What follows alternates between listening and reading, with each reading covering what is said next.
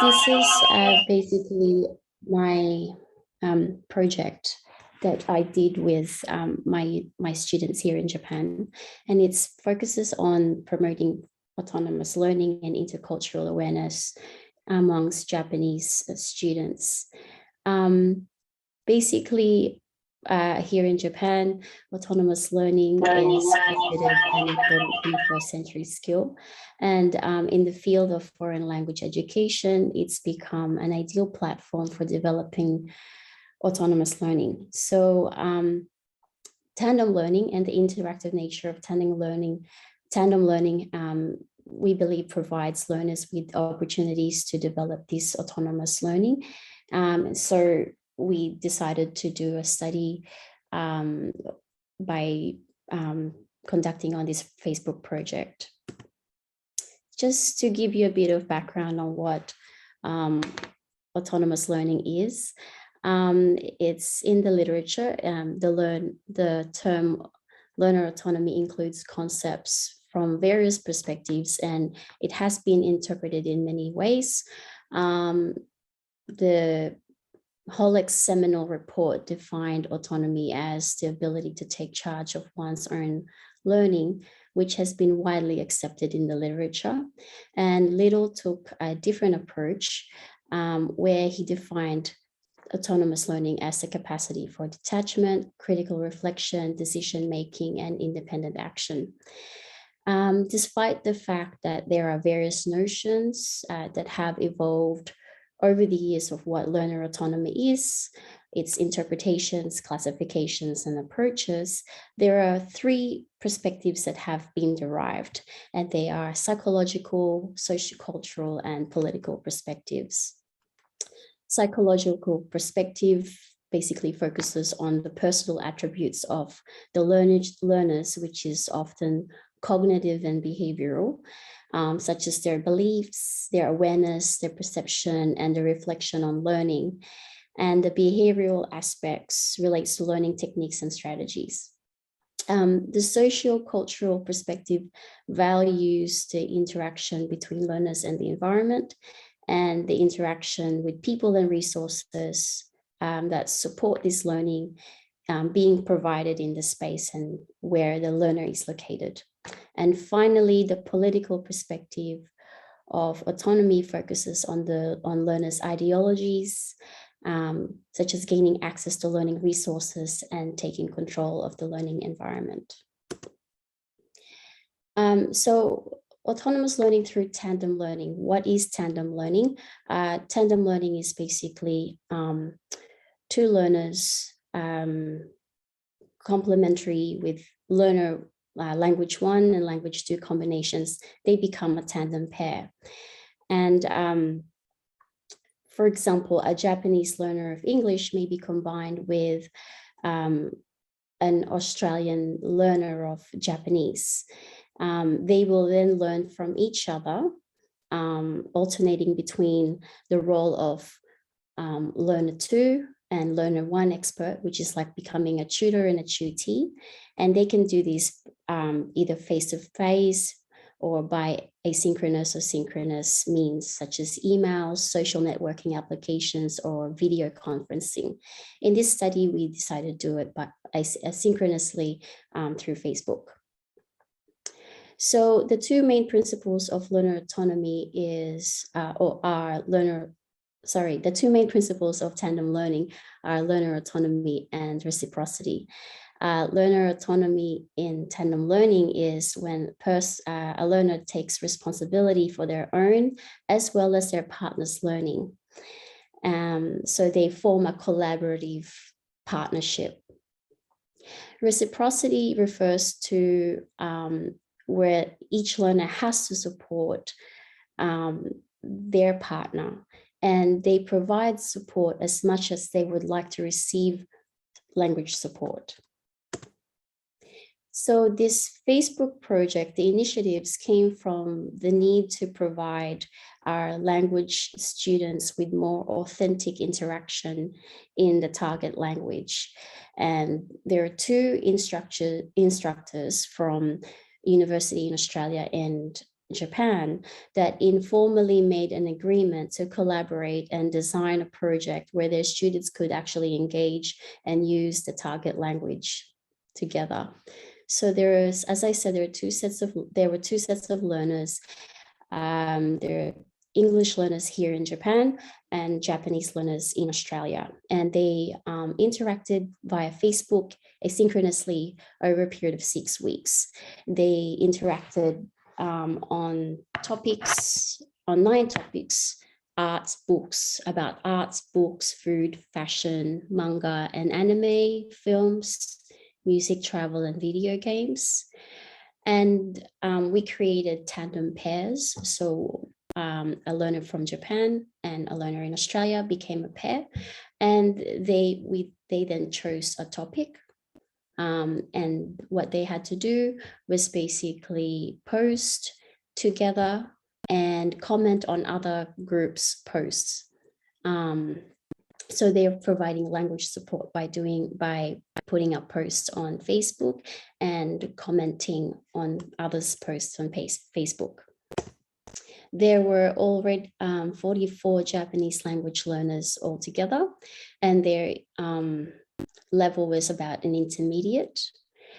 There were 44 Japanese language learners from Australia, and they were supposed to be going to university here in Japan for a year where they can do an international exchange.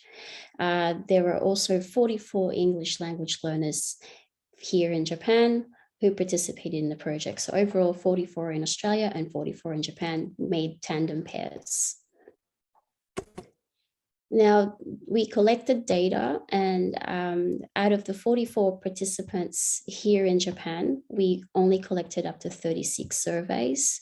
The other participants dropped out of the project.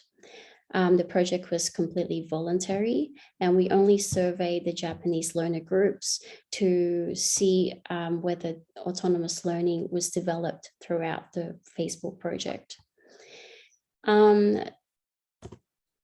We also collected qualitative data through survey questionnaires, and we observed how students were interacting on Facebook throughout the 6-week project.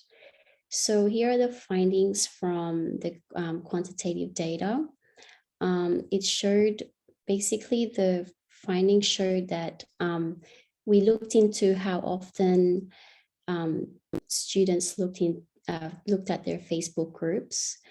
As you can see that students didn't look at their Facebook groups every day. They only checked once, twice a week. And also, we also had a look at how many posts that they made after their first initial post together. And a lot of students didn't post anymore after making the first post, showing that there wasn't a lot of autonomous learning going on.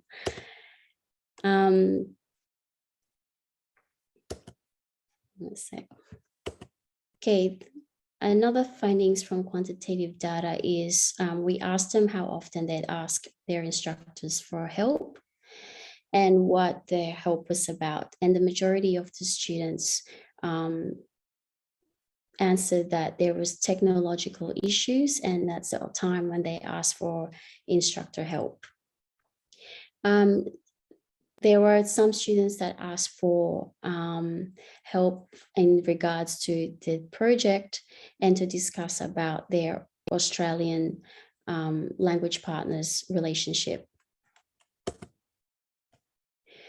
Okay, findings from qualitative data show that the motivation for volunteering in this project was predominantly to improve language skills as well as to make more friends. And the recurring themes from asking students about their experiences of working with their language partners include that there was a lack of confidence in communication. A lot of students didn't know how to communicate with their partner and didn't quite know how to approach them for help and support, and which connected to why they didn't make any postings on Facebook. They also felt that there was a lack of feedback between partners. So the principle of reciprocity in tandem learning wasn't quite taking place during this Facebook exchange. Some other recurring themes during this in this project include the fact that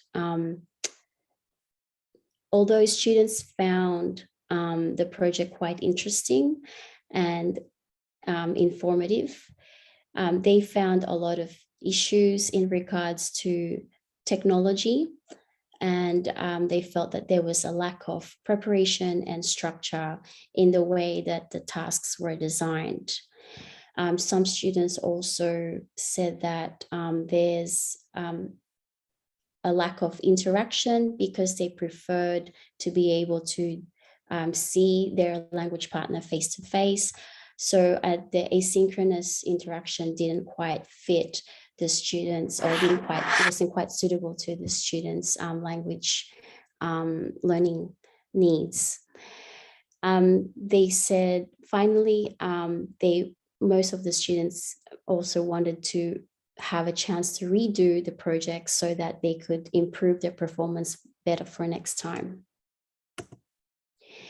Now, the implication for this type of project. So we can see that although learners had the intrinsic motivation to participate in a project like this, which is part of learning autonomy, asynchronous learning did not quite foster the collaborative and sort of autonomous concept of learning autonomy. The project did not encourage learners to pursue a more self-directed learning. Findings showed that a lot of students didn't continue with postings and didn't communicate with their language partner to make any postings on Facebook.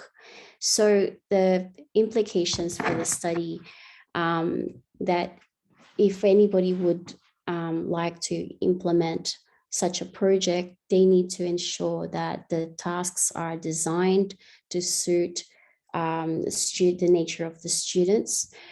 Tasks need to provide a clear focus for the tandem partnerships to work. It's a well-known fact that well-constructed tasks are necessary to the success of to achieving the desired learning outcome. It is also quite important to involve learners in the design of the learning environments. So in this case, students did not find Facebook as a suitable platform for interaction. They didn't really know how to use Facebook too well. They preferred a different application for social networking. It's also necessary to have more teacher input. Learning autonomy cannot just take place by allowing the students and letting the students go and interact with each other. Teachers need to be able to have some input and provide guidance and support to students to guide them into developing this autonomous learning skill. Therefore, scaffolding and structure are essential when it comes to online projects such as this. And finally, the cultural characteristics of the students should also be taken into account. Japanese students are high context. It's a high context culture, and they are conditioned to listen to their teachers, listen for instructions before, conducting and taking on any kind of tasks. So providing more guidance, perhaps in this kind of cultural context, is necessary for a more successful project for next time. That's it. Thank you, Jehan.